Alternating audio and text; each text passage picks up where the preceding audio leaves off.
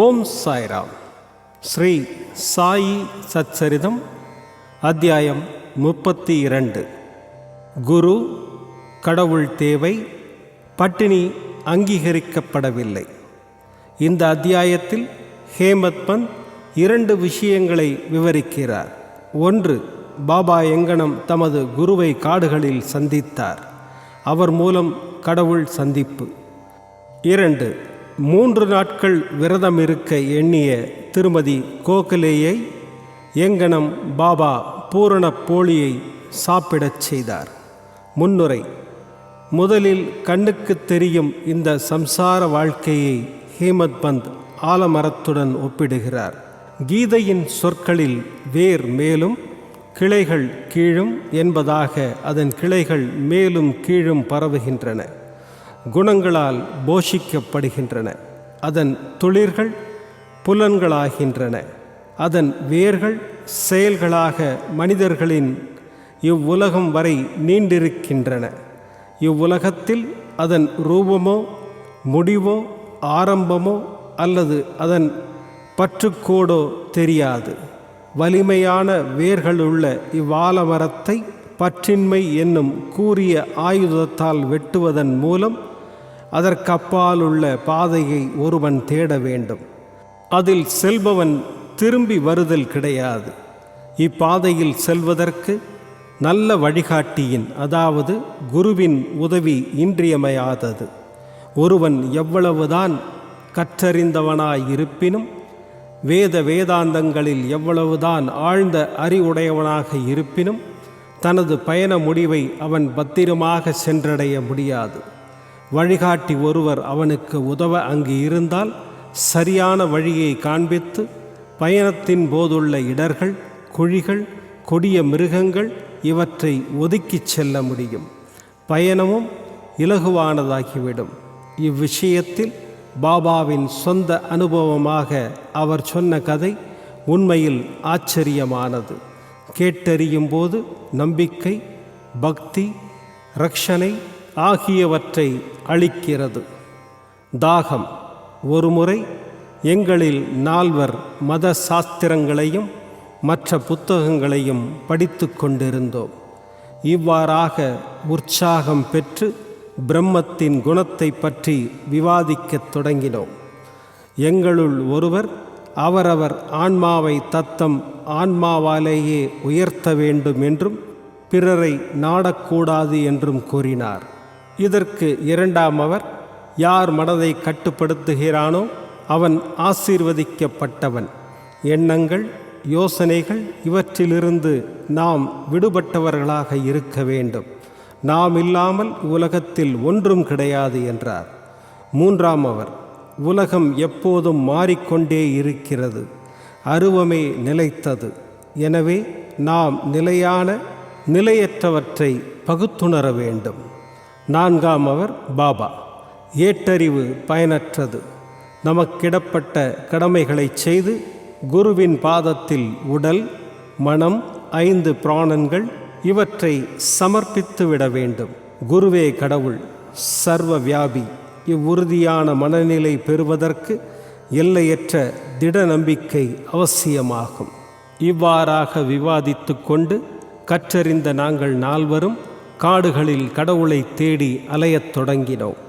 அம்மூவரும் அறிவின் துணை கொண்டே சுதந்திரமாக எவர் உதவியுமின்றி தேட முயன்றனர். வழியில் ஒரு வனஜாரி எருமை மீது தானியத்தை கொண்டு சென்று விற்பவன் எதிர்பட்டான். அந்த வனஜாரி, இப்போது உஷ்ணமாயிருக்கிறது, எங்கே இவ்வளவு தூரம் போகிறீர்கள்? நாங்கள் காட்டில் தேடுவதற்கு. வனஜாரி, எதை தேடி நீங்கள் செல்கிறீர்கள்?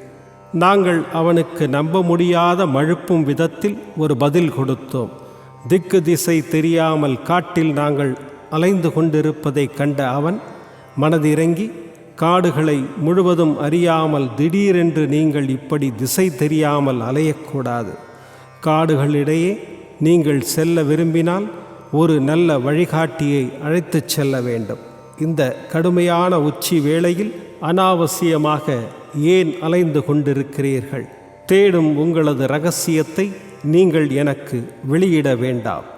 ஆயினும் நீங்கள் அமர்ந்து சாப்பிட்டு நீர் குடித்து இளைப்பாறிய பின் செல்லலாம். உள்ளத்தில் எப்போதும் பொறுமையாயிருங்கள் என்று கூறினான். அவ்வளவு இனிமையாக பேசிய போதும் அவனது வேண்டுதலை நிராகரித்துவிட்டு மேலே நடக்கத் தொடங்கினோம். நாங்கள் தன்னறிவு நிரம்பியவர்கள் என்றும் ஒருவரின் உதவியும் எங்களுக்கு தேவையில்லை என்றும் நினைத்தோம். காடு பரந்ததாகவும் பாதையற்றதாகவும் இருந்தது. சூரிய ஒளி கூட உட்புகாத அளவுக்கு மரங்கள் அவ்வளவு நெருக்கமாகவும் உயரமாகவும் வளர்ந்து இருந்தது. எனவே நாங்கள் வழி தவறி இங்கும் அங்கும் நெடுநேரம் அலைந்து கொண்டிருந்தோம். முடிவாக நல்லதிஷ்டம் ஒன்றினால் மட்டுமே எங்கு விட்டோமோ அங்கேயே வந்து சேர்ந்தோம். வனஜாரி திரும்பவும் எங்களை சந்தித்தான். வனஜாரி, உங்கள் சொந்த புத்தி சாதுரியத்தை மட்டுமே நம்பி வழியை நீங்கள் தவறவிட்டு விட்டீர்கள். சிறிய அல்லது பெரிய விஷயங்களில் வழிகாட்ட ஒரு வழிகாட்டி நமக்கு எப்போதும் தேவை. வெறும் வயிற்றுடன் எந்த லட்சியத்திலும் வெற்றியடைய இயலாது. கடவுள் நினைத்தாலன்றி ஒருவரும் நம்மை வழியில் சந்திப்பதில்லை. உணவளிக்கப்படுவதை மறுக்காதீர்கள். பரிமாறப்பட்ட உணவு தள்ளப்படக்கூடாது. ரொட்டி, உணவு ஆகியவை கிடைப்பது வெற்றியின் அடையாளமாகும். இதை கூறிக்கொண்டே அவன் மீண்டும் எங்களுக்கு உணவை வைத்து அமைதியுடனும் பொறுமையுடனும் இருக்கும்படி கூறினான். மீண்டும் என்னுடன் இருந்தவர்களுக்கு இந்த நல்ல விருந்தோம்பல் பிடிக்கவில்லை. அவனை நிராகரித்துவிட்டு சென்று விட்டனர். தாகத்தையும் பசியையும் தீர்த்து கொள்ளாமலேயே மூவரும் செல்லும் அளவுக்கு பிடிவாதமாக இருந்தனர். எனக்கு பசியாயும் தாகமாயும் இருந்ததால் வனஜாரியின் அசாதாரண அன்பில் உருகினேன். மிகவும் கற்றறிந்தவர்கள் என்று எங்களை எண்ணிக்கொண்டோம். அன்புக்கும் இரக்க குணத்திற்கும் நாங்கள் புதியவர்களாகவே இருந்தோம். வனஜாரி கல்வி அறிவு அற்றவன், தகுதியற்றவன், கீழ்குலத்தைச் சேர்ந்தவன் என்றாலும் அவன் உள்ளத்தில் அன்பு இருந்தது. அவன் எங்களை உண்ணச் சொன்னான். மற்றவர்களை நிஷ்காமியாக நேசிப்பவன் உண்மையிலேயே உயர்த்தப்படுகிறான். அவனது விருந்தோம்பலை ஏற்றுக்கொள்ளுதலே ஞானத்தை ஏற்றுக்கொள்வதற்கான சிறந்த ஆரம்பமாகும் என நான் நினைத்தேன். எனவே அளிக்கப்பட்ட ரொட்டி துண்டை மிக்க மரியாதையுடன் நான் ஏற்றுக்கொண்டேன். தண்ணீரையும் பருகினேன். அப்போது குருவே எங்கள் முன் வந்து நின்றார். எதை பற்றி சர்ச்சை என்று அவர் கேட்டார். நடந்த எல்லாவற்றையும் நான் கூறினேன். அப்போது அவர், நீ என்னுடன் வர விரும்புகிறாயா? உனக்கு தேவையானதை நான் காண்பிப்பேன். ஆனால் நான் சொல்லுவதில் நம்பிக்கை உடையவனே வெற்றி அடைவான் என்றார். மற்றவர்கள் அவர் கூறியதை ஒப்புக்கொள்ளாமல் அவரை விட்டு சென்றனர். ஆனால் நான் அவரை வணங்கி அவரது கொள்கையை ஏற்றுக்கொண்டேன். பின்னர் அவர் என்னை ஒரு கேணிக்கு அழைத்துச் சென்றார். என் கால்களை கயிற்றால் கட்டினார். என்னை தலைகீழாக பக்கத்தில் இருந்த மரத்தில் தொங்கவிட்டார். கிணற்று நீர் மட்டத்திலிருந்து 3 அடி உயரத்திற்கு மேலே தொங்கவிடப்பட்டிருந்த எனக்கு தண்ணீர் கைகளுக்கோ வாய்க்கோ எட்டவில்லை. இவ்வாறாக என்னை தொங்கவிட்டு அவர் போய்விட்டார். எங்கு போனார் என்பது ஒருவருக்கும் தெரியாது. 4-5 மணி நேரம் கழித்து அவர் திரும்பி வந்தார். என்னை துரிதமாக வெளியில் எடுத்து எப்படி இருந்தது என்று கேட்டார். நான் பேரானந்தத்தின் உச்ச நிலையில் இருந்தேன். என்னை போன்ற முட்டாள் அந்த பேரானந்தத்தை எங்கனம் விவரிக்க முடியும் என்று பதில் சொன்னேன். இவ்விடையை கேட்டு அவர் மிகவும் மகிழ்ச்சி அடைந்தார். என்னை அவர் பால் இழுத்து தட்டி கொடுத்து என்னை அவரிடம் வைத்து கொண்டார். தாய்ப்பறவை தன் குஞ்சை பேணுதல் போன்று என்னை அன்புடன் கவனித்தார். அவருடைய குருகுலத்தில் என்னை சேர்த்து கொண்டார். எத்தகைய அழகுடையது அது! அங்கே என் பெற்றோர்களை மறந்தேன். பாசத்தை துறந்தேன். எளிதாக விடுவிக்கப்பட்டேன். அவரது கழுத்தை கட்டி அணைத்து எப்போதும் அவரையே உற்று நோக்கி கொண்டிருக்க வேண்டும் என்று நினைத்தேன்.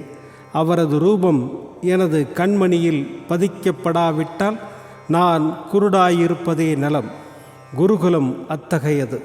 அதனுள் ஒரு முறை நுழைந்த யாரும் வெறும் கையுடன் திரும்ப இயலாது. எனது வீடு சொத்து, தாய், தந்தை அனைத்தும் முழுக்க முழுக்க குருவே ஆனார். எனது உணர்வுகள் எல்லாம் தங்கள் இடத்தை விட்டுவிட்டு எனது கண்களிலேயே ஒருமை அடைந்தன. எனது பார்வை அவரை ஒரு மையமாக கொண்டிருந்தது. எனது தியானத்தின் ஒரே லட்சியமாக அவர் இருந்தார். அவரை தவிர பிறரை பற்றி நான் உணரவில்லை. இவரே எனது குரு. அவரை தியானம் செய்யும்போது எனது மனமும் புத்தியும் அசையாமல் நின்றுவிட்டன. இவ்வாறாக நான் அமைதியாக இருக்க வேண்டியதாயிற்று. அமைதியுடன் அவரை வணங்க வேண்டியதாயிற்று. நீங்கள் முழுவதும் வேறான காட்சிகளை காணும் மற்ற குருகுலங்கள் உள்ளன. ஞானத்தை பயில்வதற்காக சீடர்கள் அங்கு செல்கிறார்கள். பணம், காலம், உழைப்பு இவைகளை செலவழிக்கிறார்கள். ஆனால் முடிவாக அவர்கள் வருத்தப்பட நேரிடும். அங்கே உள்ள குரு தனது இரகசிய ஞானத்தை பற்றியும் தனது நேர்மையை பற்றியும் பெருமை அடித்து கொள்கிறார். தனது புனித தன்மையையும் தூய்மையையும் அவர் ஒரு காட்சியாக்கி கொள்கிறார். ஆனால் அவர் தன் உள்ளத்தில் பட்சமாயில்லை. தனது புகழை பற்றியே அவர் பலப்பட புகழ்ந்து பாடிக்கொண்டிருக்கிறார். ஆனால் அவரது சொந்த மொழிகளே அடியவர்களை உருவாக்குவதில்லை. அவர்களும் தெளிவடைவதில்லை. தன்னை அறிதலை பொறுத்தவரை அவரிடம் ஒன்றுமில்லை.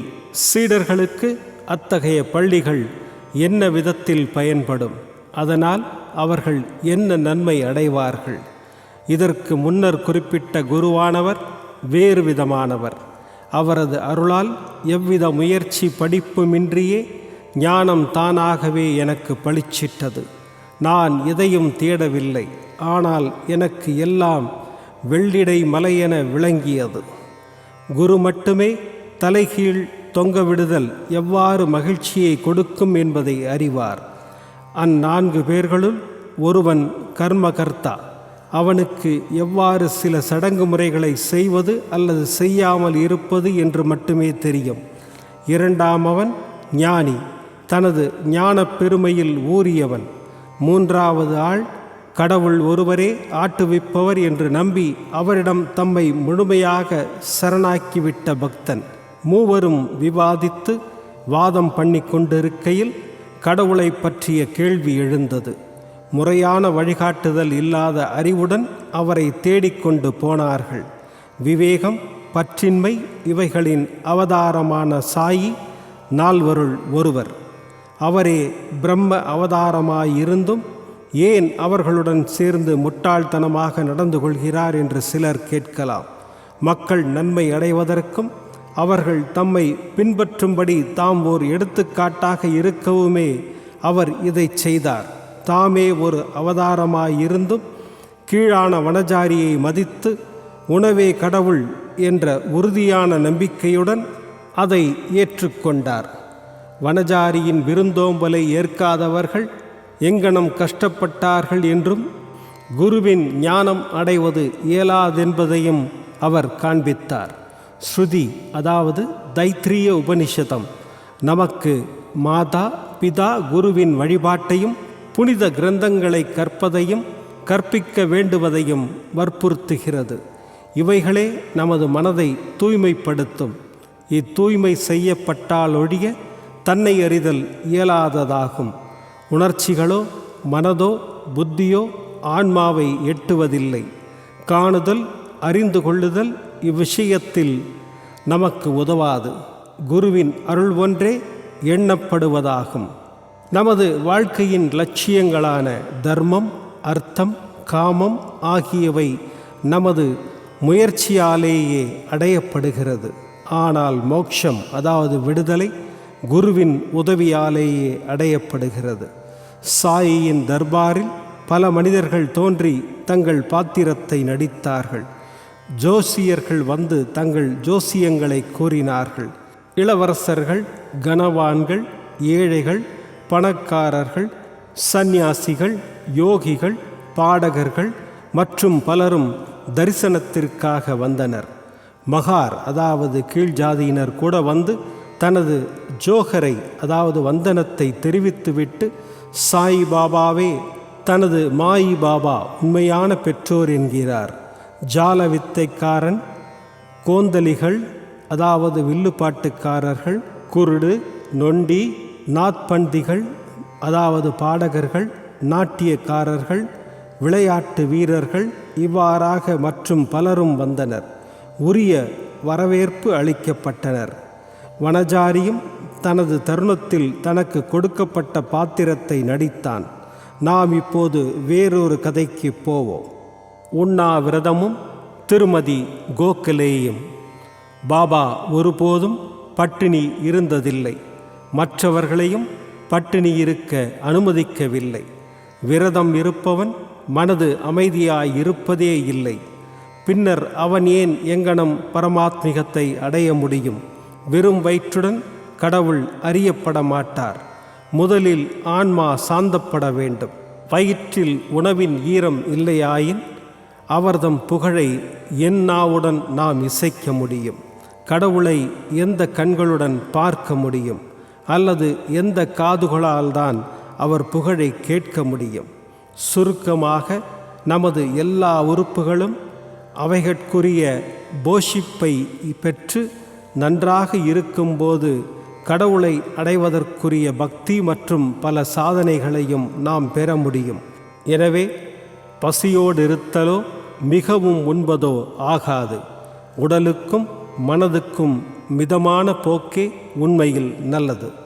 திருமதி கோகலே என்ற பெண்மணி பாபாவின் பக்தையான திருமதி காஷிபாய் கனிட்கர் என்பவளிடமிருந்து தாதா கேல்கருக்கு ஒரு அறிமுகமாக கடிதம் வாங்கி வந்தாள்.